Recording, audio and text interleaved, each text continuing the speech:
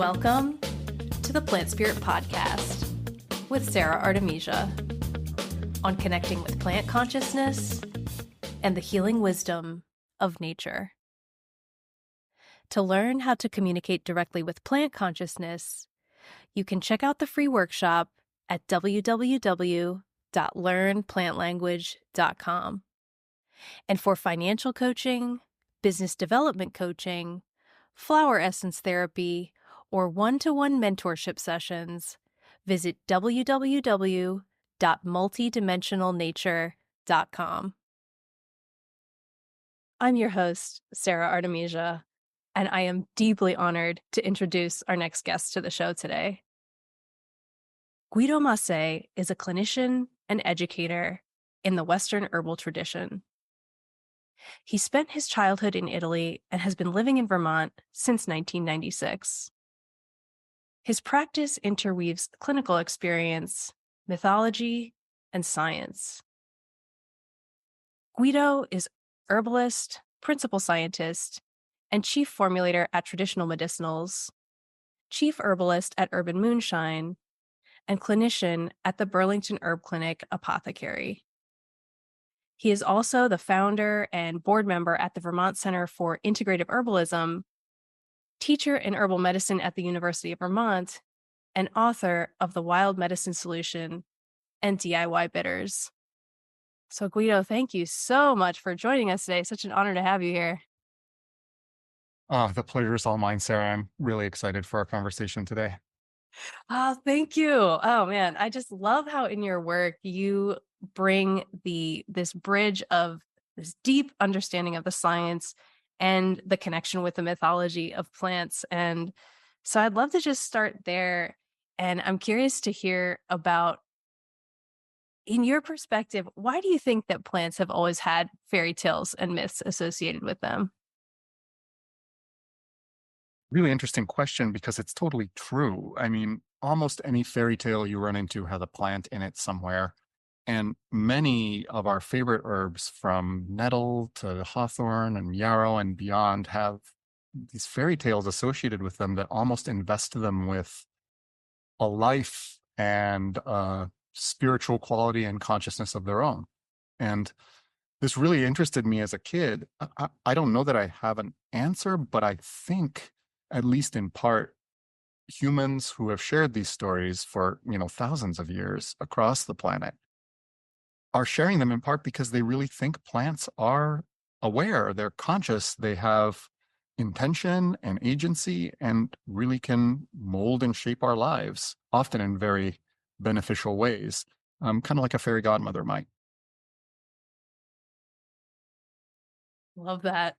Do any fairy tales or myths come to mind about a couple of your loving herbal allies at the moment? Yeah, I mean, there's so many. Some of the ones that I remember most from growing up were around the elder. And in the Dolomite region of Italy, she's known as Frau Holle, or the elder mother. And I started asking questions when my uncle and my dad and my grandmother would like take their hats off and tip their hat as they walked by the elder tree. It's like, why are you doing this? What's up? And so I would get this like slew of things. My uncle would tell me that if you take a little branch off of the elder and you tuck it in between the door frame and the wall of the front door of your house, it will tell the weather, and it will point up when things are starting to look good and point down when it's starting to look rainy. And then, maybe my grandmother would tell me a story of the industrious couple in the farm village who would spin flax and make kids' clothes for all of the kids who couldn't afford their own jackets in the winter, and how the elder mother came out of the mountains one winter solstice with her flax maidens. And while these two folks were sleeping, she left this gift, this sort of ball of flax on the table. And when the farm couple woke up and found this ball of flax, the mother of the household started immediately weaving. And as she unrolled the ball, it just never got smaller. And, the elder mother had given her this unending gift of flax to kind of reward her for her industrious work and support of the community. So this story is one that shows me the sort of community building quality of elder in and of itself, and also how plants try to have our back. And especially when we're doing things that increase community and increase connection, we can almost, at least this what this fairy tale tells me, we can almost count or rely on plants to be able to support that type of work. If the work we're doing truly does build creativity, build community, build connection, it's very likely that the plants will have our back. May not be an unending ball of flax, but it'll still be something pretty cool. I love that you just showed that. It's so true. The plants have our back, and how, yeah, it might not be in a ball of flax. And yet I love how in the fairy tales about plants, how there is this encoded archetypal information about healing and about consciousness that when we really listen to, okay, what is the symbology? What is this actually communicating? We can really understand who these plant beings are on this deeper level. I love that about the fairy tales, the myths, particularly because they last over time, that there's this aspect of how in some ways they're just, oh, whimsical tales kind of a thing. And then there's this other deeper layer to them. Are there any others coming to mind for you, or even just stories about plants that you love that you'd like to share? I mean, Sarah, there's so many. One that I think about often and come back to over and over again is a story about hawthorn and this hawthorn hedge. And it's another story that comes from Italy, where I grew up. And it's about a young girl who lives with her grandmother kind of on the edge of the mountains. And, it's late fall and the leaves are all gone and things are starting to look pretty gloomy and cold. And this is when her grandmother starts getting sick. She can't breathe. She's coughing a lot. She has to lie down in bed. Her legs and ankles are swelling. And of course, this is something that we would recognize now as potentially being symptoms of a disease like congestive heart failure.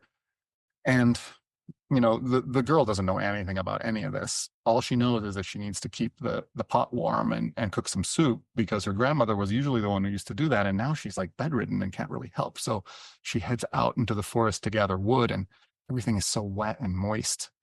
Um, it's not going to be easy to build a fire. And she starts chipping away at this old stump, trying to get some dry bark, when this amazing sort of shining, radiant being comes out of the fog and mist and says, well, what are you doing? That's never going to help with your fire. And the young girl looks at this goddess spirit and says, hey, I need to make a fire, so I'm trying my best. And she says, well, let me give you an offer here. And she hands her this ball of it's not spun yet, it's just wool, raw wool.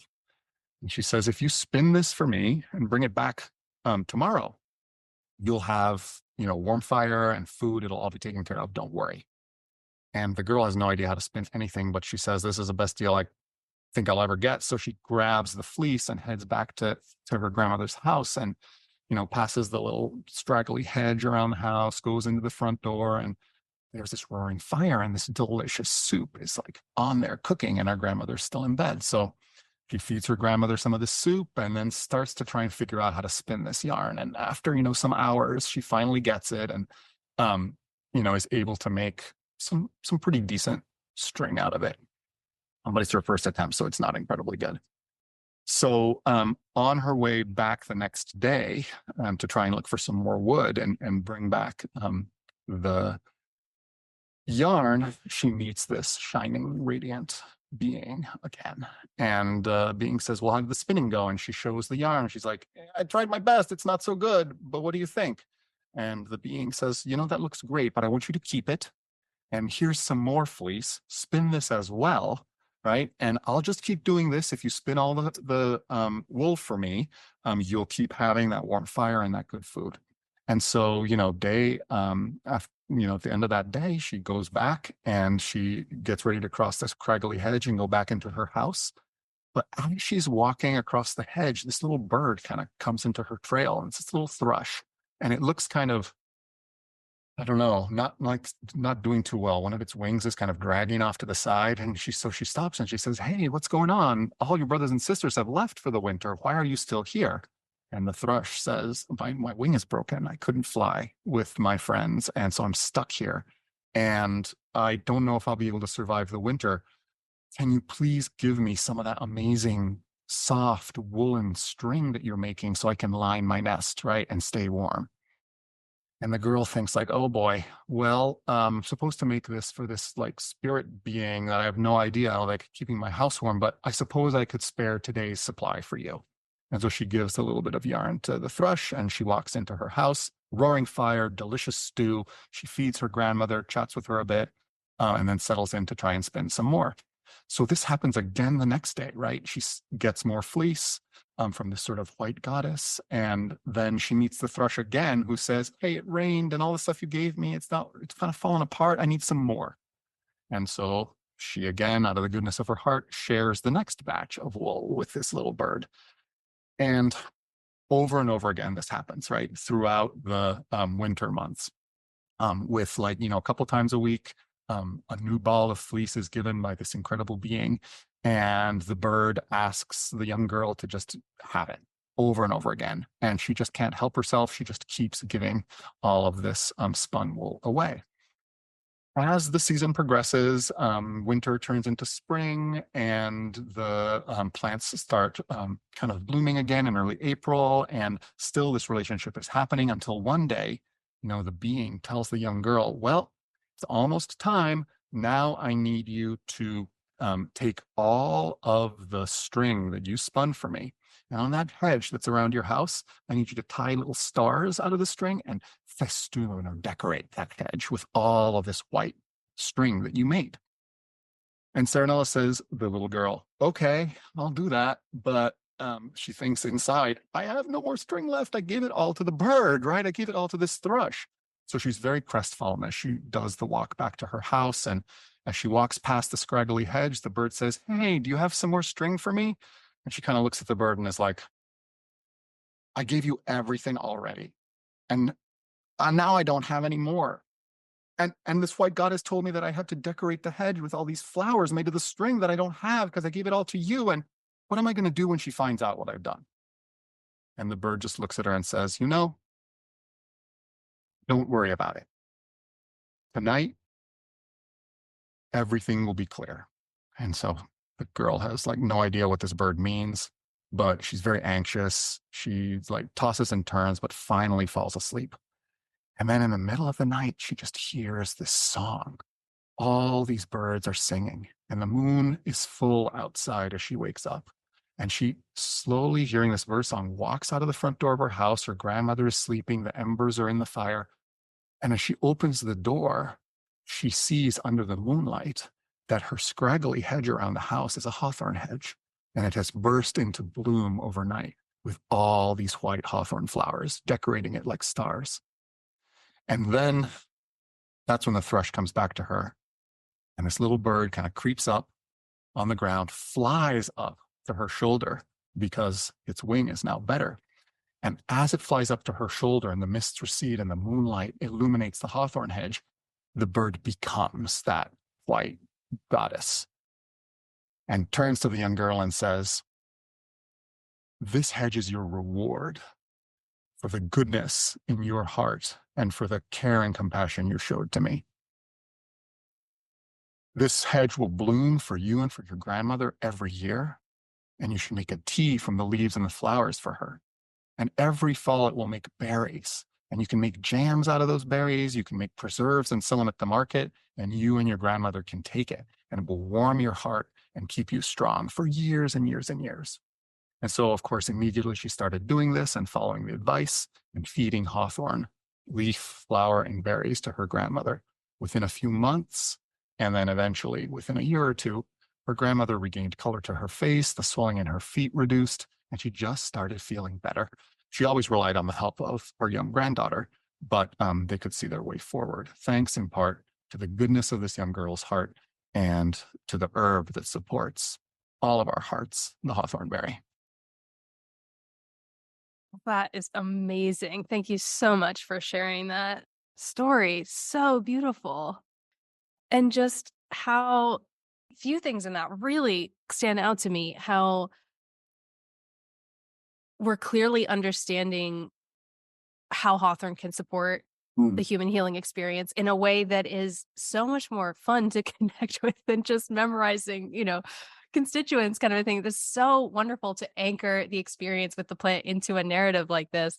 And also, even more importantly, the reciprocity of the relationship between the human realm and the natural world and the plants, that this it comes through so clearly in this story, even from the beginning where the shining being says, keep spinning and you'll keep having fire and good food. To me, this is such a key pivotal teaching of the plants, of the plant world. And yeah, from that, I'd love to hear more about your perspective on the nature of our human relationship with the plants and specifically with healing herbs. Yeah, I mean, I think you're totally right, Sarah. That it's that ongoing reciprocal engagement that ends up, I think, in a nutshell, building health and vitality and supporting the creative process for us, but for really for everything. And I'd like to just talk about Hawthorne a little more and kind of in a different vein, because I think it illustrates a little bit of what you were asking. Hawthorne berry, and it depends on the varietal, but if you really let them ripen, they turn into this almost like red purple color, which of course is due to the pigments that are contained in the skin and to a certain extent the fruit of hawthorn.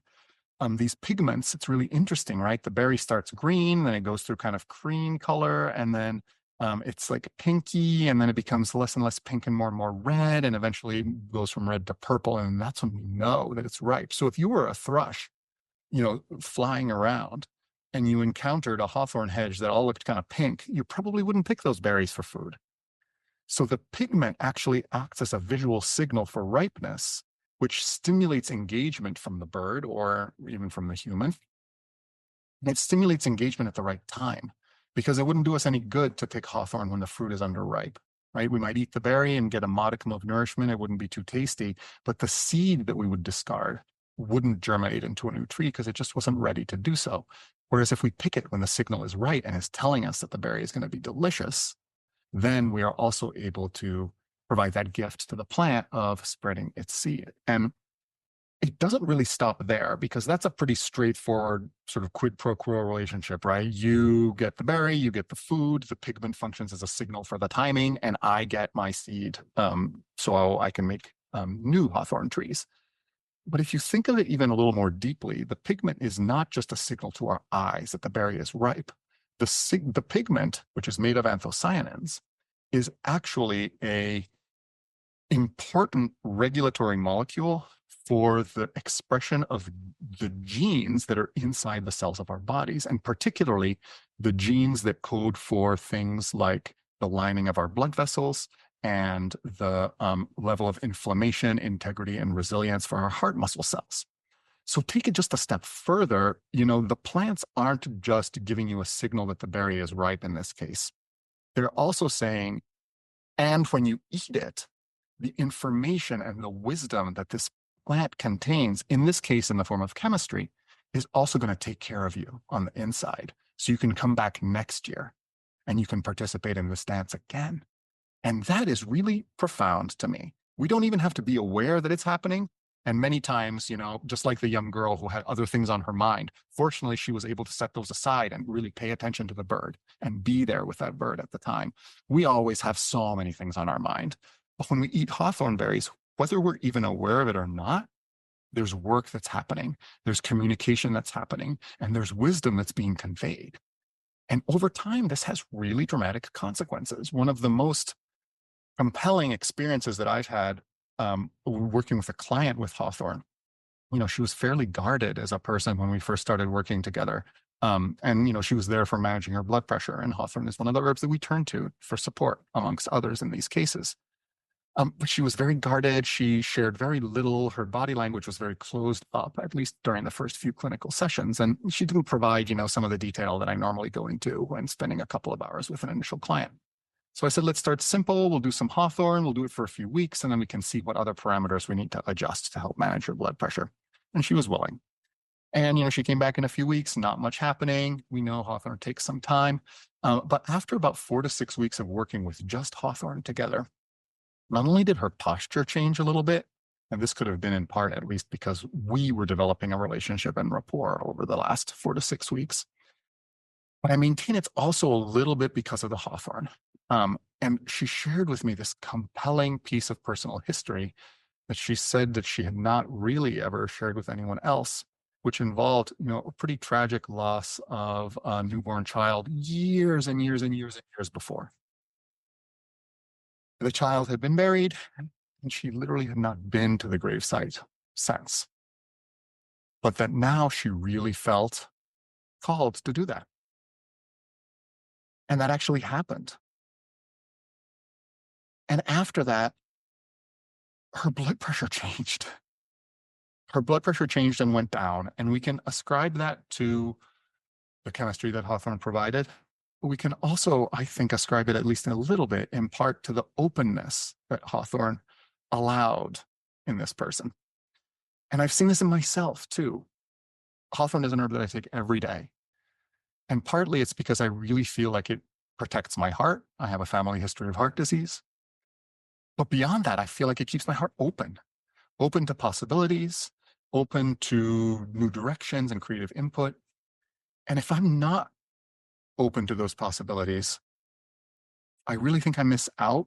And the diversity and richness of my own life experience, as well as the possibilities that I can contribute to the world, all of those become impoverished. So Hawthorne and herbs more generally increase our diversity of experience, and in so doing, enrich the types of gifts that we can provide to the world. And that's what I think is really important, right? For humans to be able to share the gifts that they have inside them, and for herbs to be able to help facilitate that process. And, it's easy for me to say, as a person who has a garden, as a person who has access to like amazing organic herbs, it's not true for everyone. But in almost any environment in which you live, you can find dandelion, you can find other plants, you can find them in safe ways, even in urban parks, even on a window box. And even if you bring one or two plants in, a little lemon balm to brighten your mood, a little dandelion to take before meals, these have subtle but cumulative ability to shift our conscious experience, and shift it in a way that increases openness and that increases, again, the ability for us to share our passions and our gifts with the world, which I think is so important. Incredible. Thank you for sharing that. There's so much in there, what you just shared, how the plants can really help us open up to new possibilities, increase the diversity of our experience, and how plants can really support the process of facilitating us to express our gifts more fully. That is absolutely something I have personally experienced in an incredible way. It's a huge part of why I've dedicated my entire life's work to the plants, because Mm. I love them so deeply and am so grateful for everything they offer. And also what you were sharing there about Hawthorne, with the many different layers of how plants support the human experience, and how, like you were sharing, when you eat the hawthorn berry in the form of chemistry, the plant is also going to then impact you on the inside, that there is actually this communication, as you said, that's happening on the biochemical level that we may not even consciously understand. And that's okay. It's like, It is. it's completely okay that we don't understand it. The point is to just have more interaction, to bring them more into our life. And so I'd like to shift a little bit more into that realm with the science. And I'm curious to hear your thoughts on how recent discoveries around the impacts of things like the environment, microbiome, phytochemical exposure, how does this really inform our understanding of the human experience? Yeah. I mean, that's kind of what we've been seeing a lot of, right? It's microbiome, bugs inside our gut, of which there are trillions, not only inside our gut, but on our skin, right? Throughout. There's these other organisms who inhabit us and whose populations impact our mood. There also is a pretty good understanding that there are what we might call social cultural determinants of things like mental health issues, that people who are stuck in food deserts, in super hot, plant free urban streets, or in areas that have been historically marginalized have a greater degree of mental health burden. It seems so simple to understand when you think of it that way.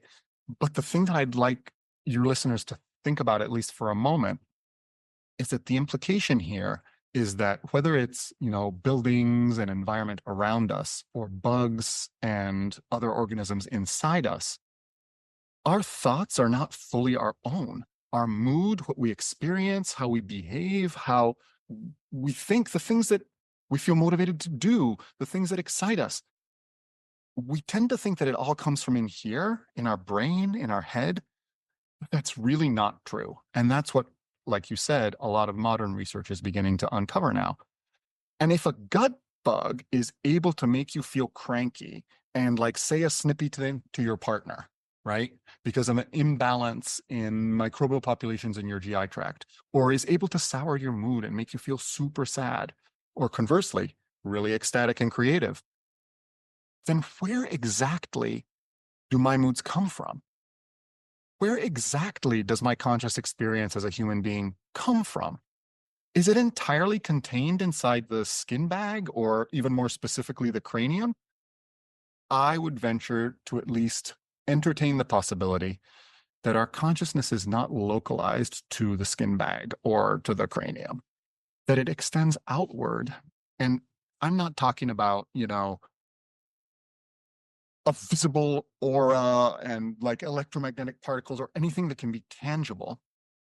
Or maybe it is. I don't think it's necessary to think of it that way.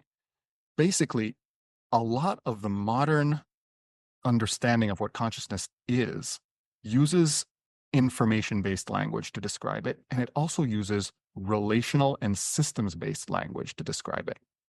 Essentially, the process that we use to sort of have a conscious thought or be attentive to something is this process of using our internal model of the world and comparing it to the sensory experience and seeing where the discrepancies are, right? But you know what? That same exact process happens within an ecology. And you see the same homeodynamic balancing processes. You see the same plasticity and metaplasticity that neurologists are looking at in our brain at work inside ecological processes. So let me give you just a brief example here that hopefully will make it more tangible. If you go out into the Gobi Desert, there are these islands that you can see every once in a while of life. And they dot the landscape. They're few and far between, but they're there. And they're all centered around mulberry trees. And the mulberry tree attracts silkworms specifically because of a compound morin that is uniquely present inside their leaves, without which silkworm development cannot occur. They never grow, they never mature, they never can make more babies. But with the morin in the mulberry leaves, they can. And when the silkworm comes to the little mulberry sapling and starts browsing on the leaves a little bit, the plant continues to grow, but it fosters the community of silkworms. The silkworms poop and enrich the soil around the base of the tree, at which point other plant seeds are able to take hold, and the soil becomes more stable and even more rich. And now, all of a sudden, you've created this organism, an organism that's made of tree and silkworm and plants and mycorrhizae and bacteria inside that soil that is now alive and thriving. And you can see it so clearly because it's in the middle of a desert. So think of it that way, right? We are organs embedded in a larger ecology. We have this sense that we're individuals, but we're also not individuals. And part of what Hawthorn does is it tends this organ that we call the human being. It tends the vascular system of it. It keeps its heart open so that it can be a conscious, present participant in the ecological dance and in the homeodynamic processes that ensure the sustainability of the ecology itself. So if we're willing to say that gut bugs can change our minds, if we're willing to say that our environment can change our minds, and if we walk in a forest, we can feel less anxiety, and if we walk in a crowded, hot urban environment, we feel more anxiety. If we recognize that our consciousness is not fully our own, but is influenced by these external factors, then clearly plants, whether they're psychedelic plants and mushrooms, or whether they're a range of other plants, have deep, profound impact on our conscious experience as human beings. And our thoughts, just like our dreams, may actually be just the tip of the iceberg of this ecological consciousness flowing through us. but it only flows through us if we let it in part through the chemistry of communion that plants offer. But it doesn't just have to be eating those plants. As you know, Sarah, spending time directly just sitting with them, experiencing their world as they interact with pollinators, looking at them microscopically, looking at the rhizosphere and what's happening with the mycorrhizae, all of that provides a great source of inspiration, learning, and wisdom, and impacts our consciousness as well. Amazing. Guido, wow, amazing. Absolutely amazing. That story about the Gobi Desert, that's incredible with the mulberry trees. Yeah, and of course Absolutely that amazing. that's the ancestral homeland of silk and the mulberry tree, and it's spread across the world since then. So how successful is this tree, right? In terms of, I mean, it empires rose and fell. Empires rose and fell. We think we're so hot. Come on. Exactly. I just love how when we really dive into the plants, it helps to give us a bigger perspective. And like exactly like you were saying, how we are organisms embedded in a larger ecology. How does our whole understanding of what it means to be alive shift when we really start to open up to that, or at least, as you said, just entertain the possibility that that could be true?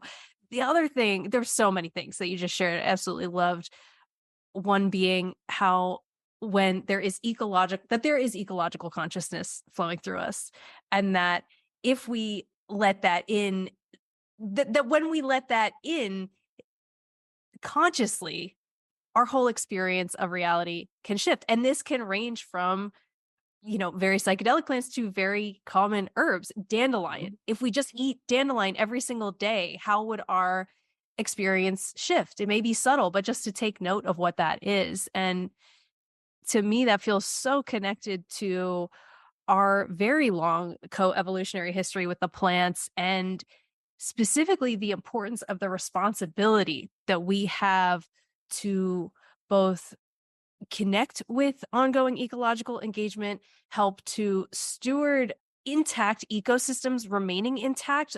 There's so many benefits for doing that. For me personally, the biggest one being that in our modern world, there are so many mirrors of fragmentation that we are constantly bombarded by, and that when we go to nature, I think it was the Buddha who said famously at one point that if you look deeply into one flower, you will understand the whole nature of the universe, that we can go in through one flower, and also to be immersed or connected with these bigger ecosystems or ecological environments of wholeness. It helps us to remember our own inner wholeness, that this is so vitally important, and just to have this ongoing ecological engagement. And so I am super curious to hear, with your experience, how does herbal medicine really play a role in this, in our responsibility for ongoing ecological engagement? Yeah. Long story short, I think herbal medicine takes the intellectual exercise of, quote, saving the planet and brings it into a very real, somatic, true physical practice. And that doesn't mean that we can't approach, ecological stewardship intellectually. But as you know, when we get stuck in our heads, sometimes we make decisions that are not necessarily grounded. And for whatever reason, that has served us well in some cases, in other cases, not as much. But plants allow that practice to become actually physical and real, which means that our cells and our organs and tissues begin to align with that sort of intellectual desire that we have to steward these local populations. Beyond that, herbal medicine has taught me something really important. And this is something that modern science is actually starting to kind of recognize. There's some really interesting position papers as well as like full-length academic books that have come out on this topic. And it's a pretty simple topic. Context matters. At learning about medicine through, modern biochemical textbooks and instructors, I learned that if you have the strong enough drug, context doesn't matter. But you know what? That's not true. And experienced physicians, for example, will know that not all SSRIs like Paxil, Prozac, Zoloft are the same. And some people, certain types of people do better with one and other people do better with another. And this is never in any of the pharmaceutical research studies, right? But with herbs, context is crucial. And what I found is that one plant might do one thing in one human and a totally different thing in another person. And it's the relationship between the person and the plant that ends up shifting the conscious interaction pattern, whatever it may be.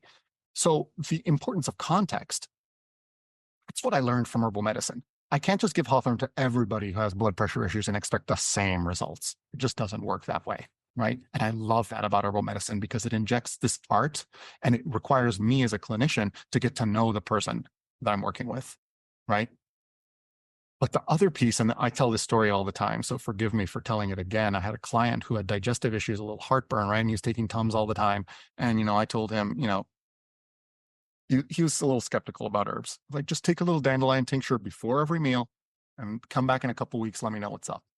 Came back in a couple of weeks and we were using how many Tums do you take per day as a metric. And he was like, some days I'm not taking Tums at all, which was amazing to him. And he's like, I have this one question. Are these the same dandelions that grow in my yard? And I was like, yes. And he turns around with a bat in an eye and says, well, I better stop spraying Roundup on them.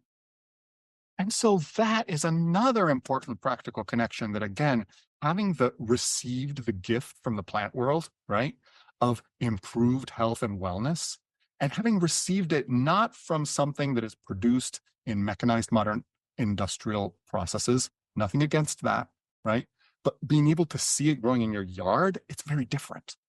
And when the gift is received from another living being that has very close, intimate proximity to you, just like when you actually meet another human and have a conversation with them in person, it's difficult to stay mad at them.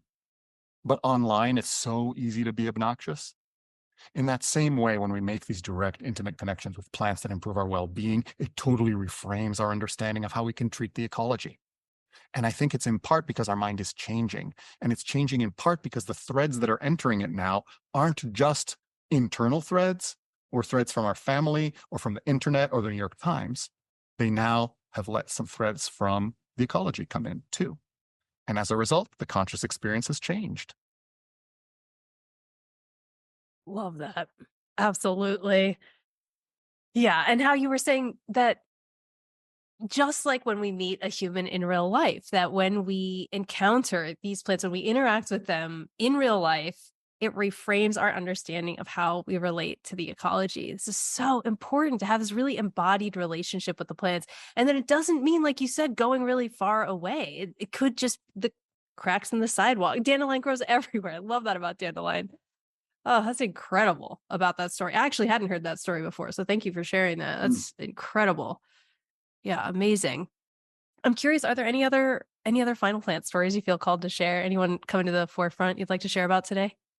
You know, I'm lucky my garden is happy and everything is lush and growing, but some of my friends who farm, particularly in the lower parts, have had some serious flooding impact, have lost a lot of crops. So I've been thinking about this, another story from the Dolomites since then, and it's a use of a plant that maybe you haven't heard of, and I don't know, you might find interesting, but it's about nettle, which of course grows everywhere. So there's this farmer, the story goes, and if you've ever visited the Alps, the mountains are young, so they're rugged and the slopes are steep. And these farmers are growing on like somewhat terraced slopes, but they are really steep. Like I get scared standing sometimes on the edges of these walls, and storms will sort of like roll up the valleys and like fill them with clouds and just dump wind and rain and potentially because of the steepness of these slopes have really like ravaged these farms and destroy them. So people are rightly concerned about this. So the stories of this farmer who had like, you know, planted his first crop of squash and it got washed out, planted his second crop of squash and it got washed out. He finally had planted a third crop and now the storm is starting to roll up the valley. And he's like, God, it's going to wash out my third crop again. And it's now too late. I won't have any winter squash for storage, right? And storage of food crops is crucial. Like it's potentially life or death, right? In terms of traditional folks in the Alps weathering the winter. So he's panicking.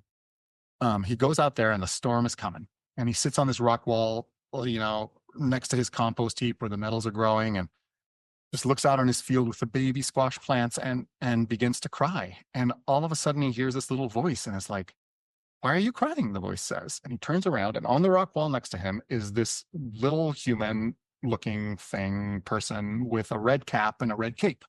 And there's these forest spirits that are called the Silvani in Italy. And they are, this that comes from the word selva or wildwood, which, that's where they get their name, but they basically look like the pictures of gnome, like garden gnomes almost, like those little statues that everybody has. Well, this little like garden gnome with a red hat sitting next to him asking him why he's crying. And he looks and he's like, the storm is coming. It's going to wash out my entire crop. And the Silvano looks at him as like, what do you mean? You got nettles right here. And the farmer looks confused. And he's like, what do you mean I've got nettles right here? What good is that going to do me? And the Silvano says, don't you know that if you get fresh nettles out of the ground and you put them on a fire, no storm can pass through that smoke? And he's like, well, I didn't know that. So he's like, thank you for the tip. I better get some right away. And he turns to start harvesting some nettles. And as he turns back, the little Silvano has disappeared. He's like, okay, well, he gathers a big bunch of nettles, gets some sting right away, goes back into his house where the hearth is. The storm is coming. He can hear the rumble of lightning, thunder from below the valley. And he just throws all those fresh nettles right onto the fire. And they snap and they crackle. And this black, dark smoke starts going up the chimney. He rushes outside and he sees that smoke is like a line coming out of his house. And the clouds are kind of like parted by it as if it were a knife, right? And they spread on either side of his field. And they come, and rain is coming down, but it completely leaves his field alone, and all of his little baby squash plants survive. And of course, the story goes they survive till the end of the season, and he has a great harvest. But it's not a use of nettles that I was familiar with. And in terms of herbs that are used for quote unquote weather working, or to impact storms and weather, which herbalists were definitely called on to do, at least back in the day. I worked with St. John's wort, which is considered to be a storm dispeller, for sure. And I've worked with heather and sometimes ferns, which are considered to be helpful for bringing rain when you need it. But I had never worked with nettles. And so I've tried that since then. And I don't know that I can fully vouch for the Silvano's story, but at least on a couple of occasions, it's totally averted the rain when we've thrown some fresh nettle on the campsite fire. Well, that is amazing. Thank you for sharing that. Take it or leave it.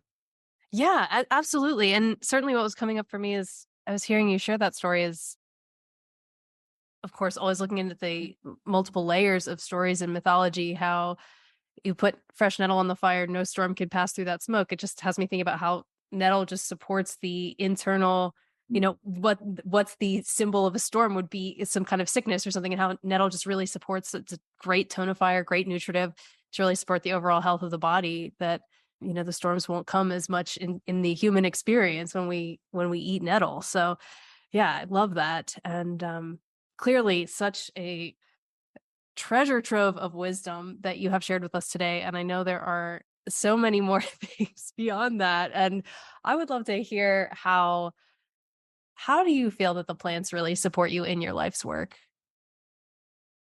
Yeah, Sarah, that's a great question. And I'm so grateful for the plants in general in my life's work, but also just in my experience as a human. I think plants support me not only in the work that I do, but in my ability to have good relationships with other human beings and be a good dad and be a good husband and be a good gardener. So anyway, they support me in a lot of different ways. There's specific ways.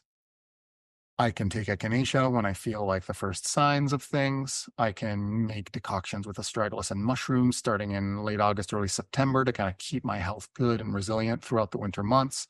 I can use yarrow on wounds, which I've done countless times. It's just so good. So there's these very specific ways that plants can impact human suffering.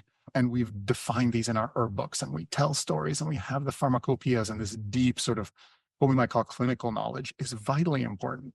And I think even more so as we move forward in the 21st century, where we're starting to see, at least, as you put it, nettle as a tonic helps us weather the storm because it changes the context, right, of our internal milieu so that we are more resilient, right?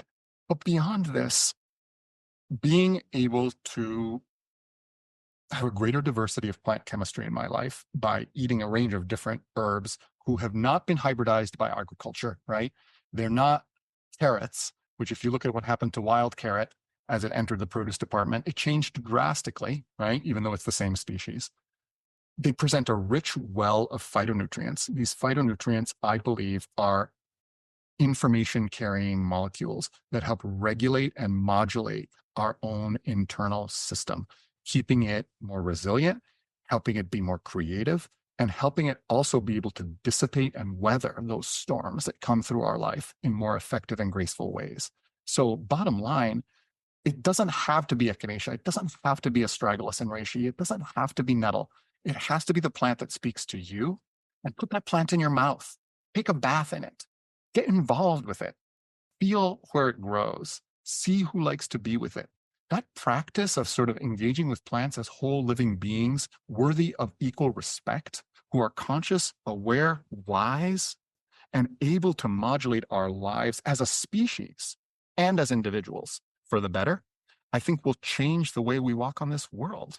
And that's why I think herbal medicine is really important, not because it provides us a way out of antibiotic resistance in pathogens like MRSA, not because it provides us a true way to deal with chronic inflammatory diseases like arthritis that don't involve using NSAID drugs that are potentially bad for us long term, not because it helps us modulate our individual mood in a way that is more sustainable and potentially has fewer consequences than some of the pharmaceutical strategies for that, but because it truly lets us tap in to a very, very ancient, wise source of useful information for us to walk more sustainably, consciously, and creatively on this planet. So whatever it is that speaks to you from the botanical world, from the wild world of plants and mushrooms, that's where you should start. It doesn't have to be anything specific that another herbalist has told you, you've got to take Salvia divinorum, or you've got to start with Hawthorn, or you've got to start. No, it's whatever speaks to you, and use that as an entry point. I take it on faith, and I've seen it happen over and over again, that when you start letting plants into your life, everything changes. And it changes in a way that increases resilience, it increases creativity, it lets you see different perspectives and let those perspectives in a way that I think is connected to a greater degree of empathy. And in this world where, as you put it, everything is more fractured and community is difficult, and we're starting to interact more and more through these devices, I think it's going to be ever more important for us to have the connection to this community of green allies who will help us remember that we can be in community not only with them, but with each other. And I really expect that only goodness can come from that. And by goodness, I mean creativity and resilience and mutual respect. Incredible. Well, thank you so much for sharing that, Guido. So good. So good. And so tell us, how can people find out more about you and your work? I am generally not on social media and don't really have a personal website. So you can find more both through urbanmoonshine.com's website and through traditionalmedicinals.com's website. That's probably the best place to get started. But honestly, there's stuff out there from videos to articles. And if you search Guido Mase herbalist, you'll find most of those pretty easily. Well, thank you so much for joining us today, for being here, for your presence, for your incredible wisdom, and for your life path in such deep connection with the plants. Thank you. Wow, Sara, those are really lovely words. I really appreciate it. And I want to honor the work that you do too. And big gratitude for asking me on. And I'm grateful to be able to share really what the plants have taught me. So thanks. And thanks so much for listening and joining us today on the Plant Spirit Podcast. I hope you enjoyed it, and please follow to subscribe, leave a review, and look forward to seeing you on the next episode.